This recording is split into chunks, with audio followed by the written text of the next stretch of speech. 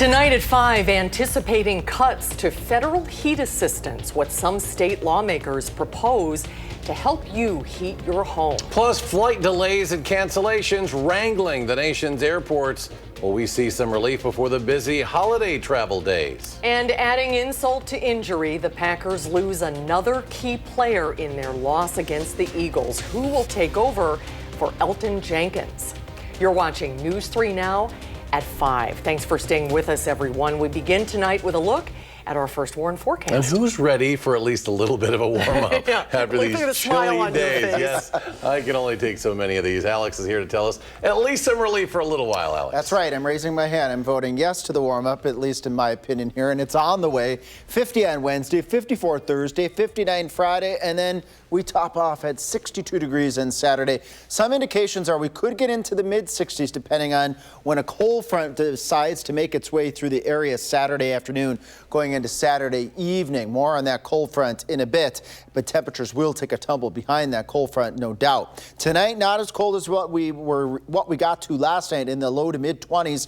We're going to do mid-30s, gusty winds, clear skies as we plan into Wednesday. Temperatures up near 50 degrees, low to mid-50s over southwest Wisconsin, and then the temperatures will get even warmer than that. 42 right now in Madison, 39 in Janesville, 47 in Prairie du Chien. Right here in Dane County, we got the 42s and the 41s from Madison, the airport and east, and then we got the 43s to 45 on the other side of the Wisconsin River in Sauk City. Planning our night tonight, we'll start off around 35 to start off Wednesday. It's going to be windy. How strong will those wind gusts get on Wednesday? I'm going to let you know when I come back in a little while. All right, Alex, thank you. Well, with winter on its way, some Wisconsinites will again have to face the difficult choice between heating your home or putting food on the table. And lawmakers at the state capitol are looking to change that. News 3 Now's Armand Rahman tells us how.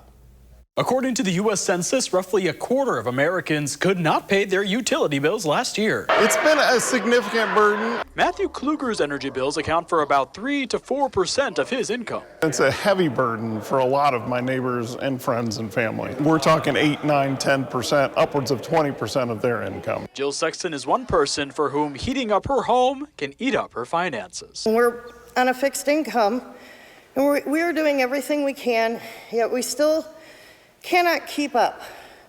I ended up taking a part-time job specifically to cover the increase in our electric and heating bills. So the new bill unveiled would make it so no one's utility bills account for more than 2% of their income. It would also require the Public Service Commission to begin helping every energy burdened and severely energy burdened household in the state within 3 years. There's really good research that says that people really have a great difficulty paying more than a couple percent of their income for utilities when you add up health care, the cost of rent, the cost of food, all of the other very high costs of living that we have right now. Robert Craig, the executive director of Citizen Action of Wisconsin, says this is especially urgent right now with talk and plans of AI data centers popping up across southern Wisconsin that threaten to raise rates for residents. The data center companies, the ones that are public like Microsoft, are claiming they're going to pay for the increased energy generation. They're not paying for all the huge upgrades in the grid that are needed. That's going to be on the ratepayers. This winter is also a concern, Craig says, because the Trump administration has seemingly begun defunding and cutting staff from the Low-Income Home Energy Assistance Program. That's the utility rates, if we do not intercede right now, could become much higher than they are now. Reporting in Madison, Armand Rahman, News 3 Now. Armand, thank you. And if you need help, you can call 1-866-HEAT, WIS, to learn more and apply for the Wisconsin Home Energy Assistance Program. The longest government shutdown in history could come to an end this week. Last night, 8 Senate Democrats voted with Republicans to pass a bill that would reopen the government. It does not include an extension of Affordable Care Act subsidies. The bill now heads back to the House. GOP leaders are hoping the lower chamber will hold a vote on it tomorrow. But that is contingent on whether representatives can get back to Washington amid the ongoing travel woes all across the country. Today marks the second time since the shutdown started that air traffic controllers missed a paycheck, and that has caused some of them to skip work and get other jobs, leading the Trump administration to reduce air traffic. Today, the country's 40 busiest airports are seeing a 6% cut in flights And while visiting his hometown airport in Wausau today, Transportation Secretary Sean Duffy responded to questions about whether airports will still be in a state of chaos for Thanksgiving. It depends on, are we going to have air traffic controllers come into work? And if we have the controllers showing up, I think we're going to be back to regular flight schedules. Well, meanwhile, some experts say flight delays and cancellations could stick around even if the House solves the shutdown by the end of the week. Ahead of the government's reopening, the state of SNAP remains in flux. Today, the U.S. Supreme Court could decide when full payments can resume. In Wisconsin, people received their benefits on Friday. The Trump administration ordered the state to undo those payments, but Governor Tony Evers refused. Now the state's federal reimbursement is frozen, but the governor is telling stores they should still accept Quest cards.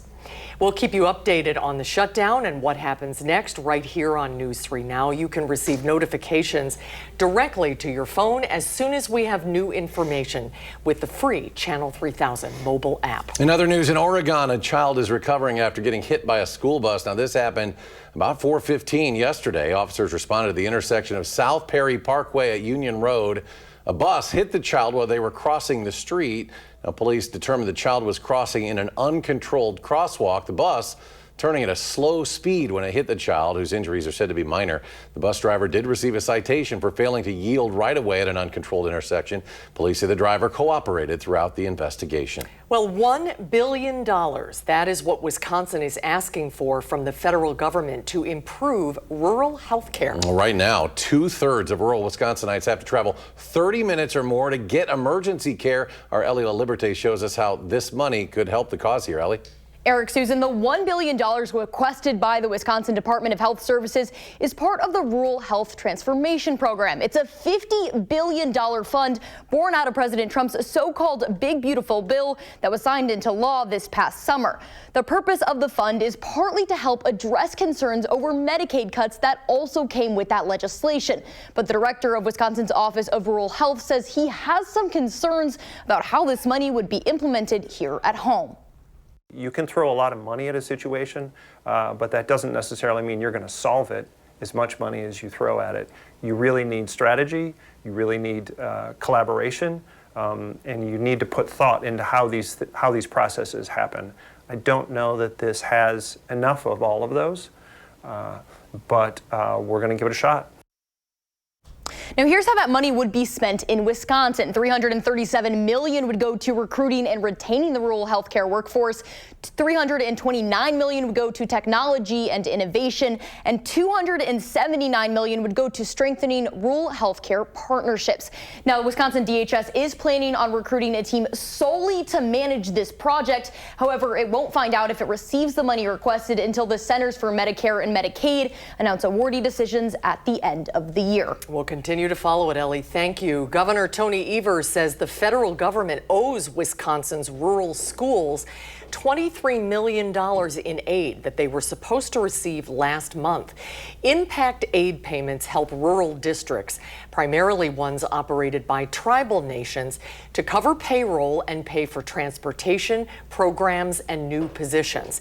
At the beginning of October, the Department of Education said there would be no processing of impact aid due to the lapse in appropriations. And in a letter to Education Secretary Linda McMahon, the governor said, quote, "This funding is critically important to many school districts in Wisconsin that receive reduced or no property tax revenues due to being located on federal lands. Refusal to fulfill your legal and statutory obligations by providing these payments to schools that support core operations is unacceptable and requires your urgent attention." Well, up next at 5, chilly weather may soon be in our past. Alex says we're through the worst of it now, and he's tracking temps in the 60s later this week. And I'll tell you when those temperatures will get here. And Jalen Banks is live at the Union during its Veterans Day celebration on the UW campus, why this year is such a monumental one. And later we'll tell you why one baby formula brand has decided to recall all of its products. Stock market back to where it was before last week's mixed finish. The Dow ending the day up 559 points. The Nasdaq loses 59, and it's a 14-point gain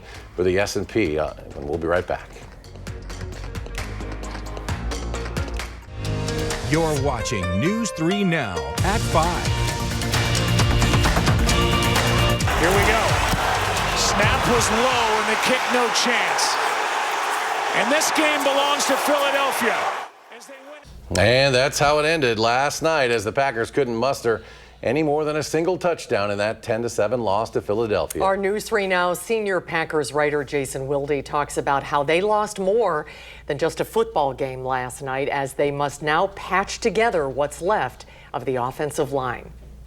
Adding injury to insult, the Packers lose another key piece of their offense in Monday night's loss to the reigning Super Bowl champion Philadelphia Eagles. Joining Tucker Kraft, their star tight end, who's done for the season, is now Elgton Jenkins, their starting center, who moved over from left guard and had been to the Pro Bowl multiple times at that position. He suffered a fracture in his lower left leg. And while Sean Rhyan took over and played well in his stead, the Packers' offensive line, which has already been dealing with issues and allowed Jordan Love to be pressured on nearly half of his dropbacks against the Eagles, now must reconfigure itself again.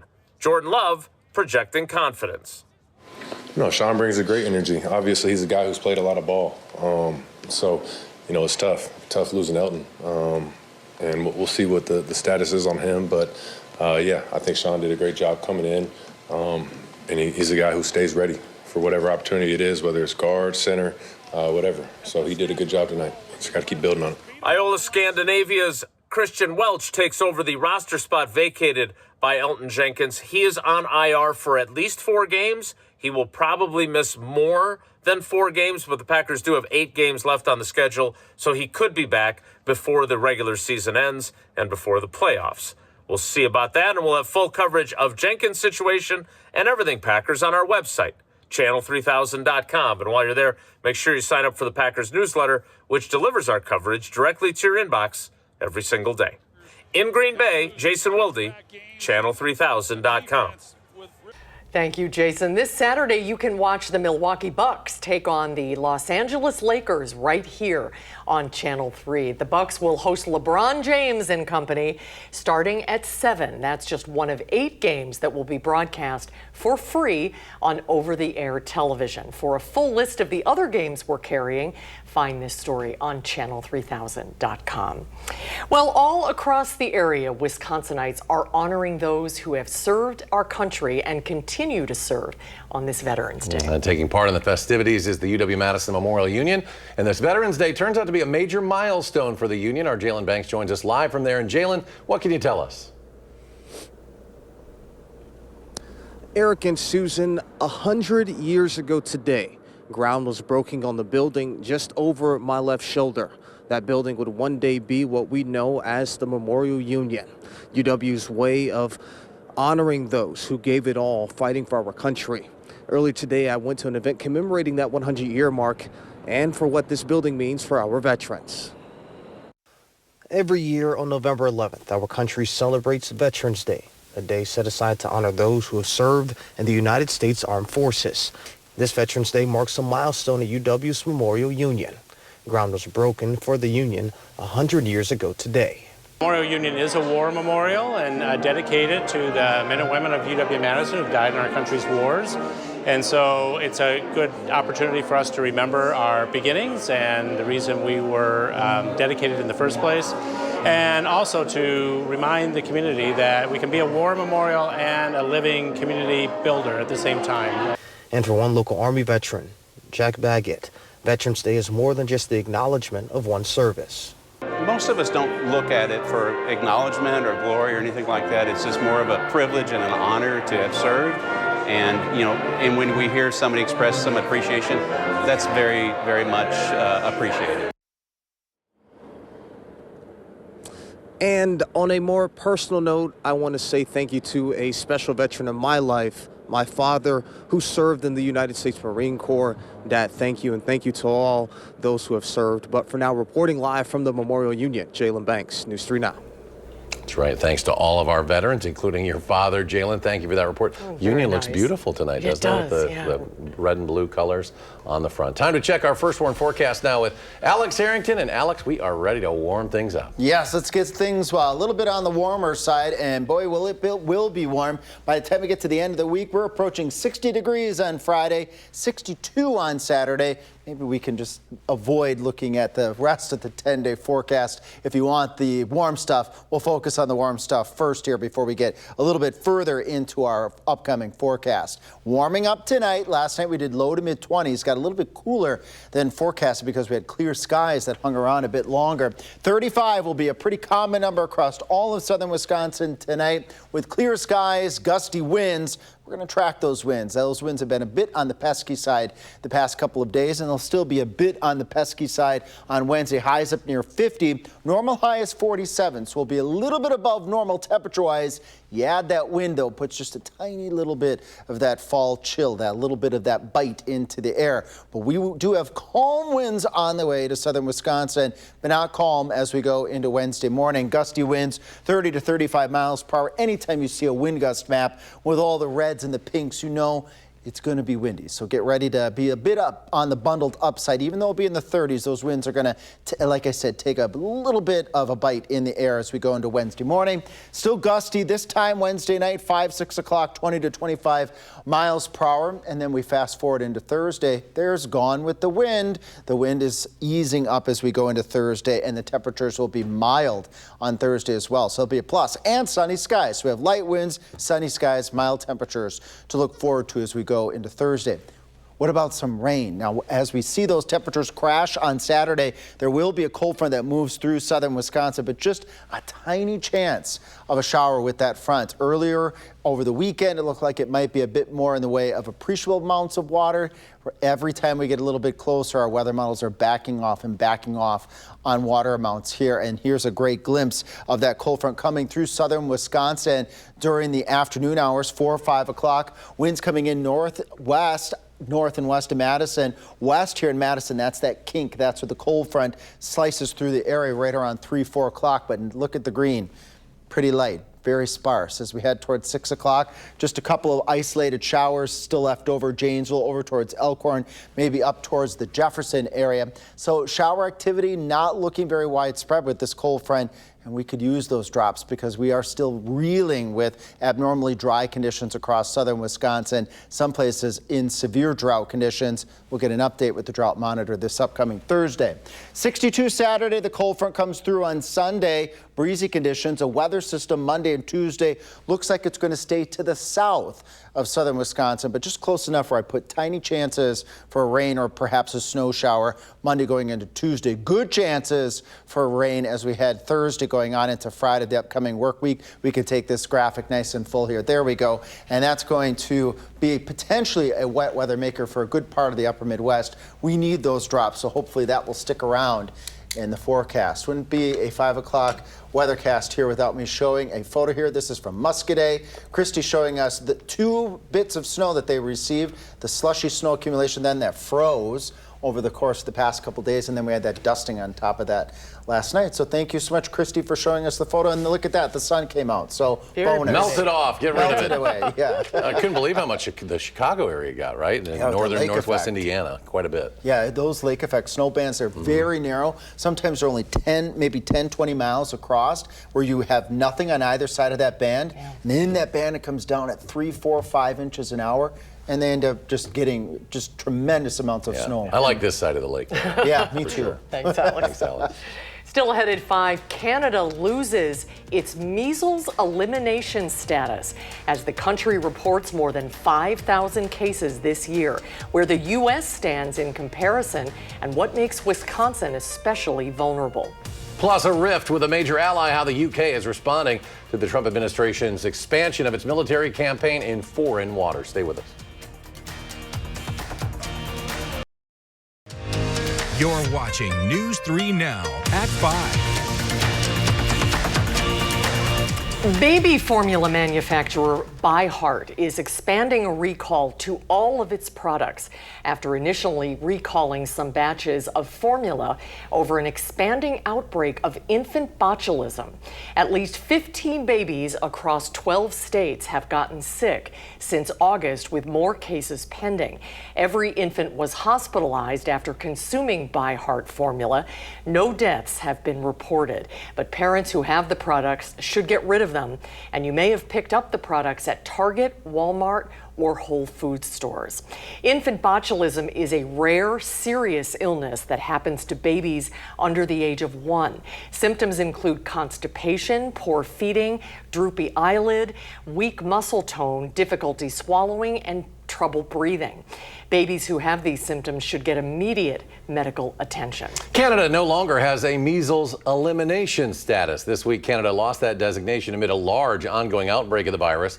More than 5,000 cases of measles were reported in the country this year, more than twice as many as the previous 25 years combined. And this comes amid rising cases and declining vaccination rates against the illness in the U.S., which has not yet lost its designation. But so far this year, the U.S.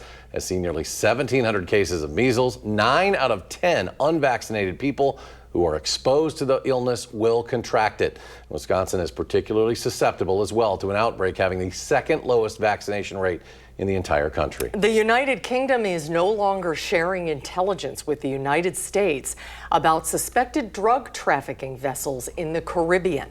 It comes as the president expands his campaign against boats in the Caribbean and the Pacific, and he claims they are linked to drug trafficking. But the UK believes the deadly U.S. military boat strikes are illegal and does not want to be complicit. It marks a significant break between the two allies. The U.S. is the UK's closest intelligence sharing partner. Stick around, Alex will take a final check of our firstborn forecast when News 3 Now at 5 returns.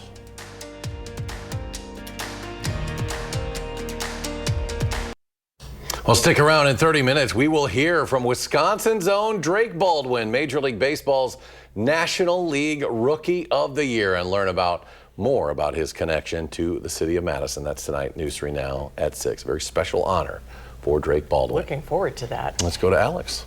And with our weather, it's the transition to the warm stuff. So we got through the cold stuff, we got through the snow stuff. Join us tonight at 6. We're going to talk a little bit more about the wind and how that wind is a price you pay to get to the warm stuff by the weekend.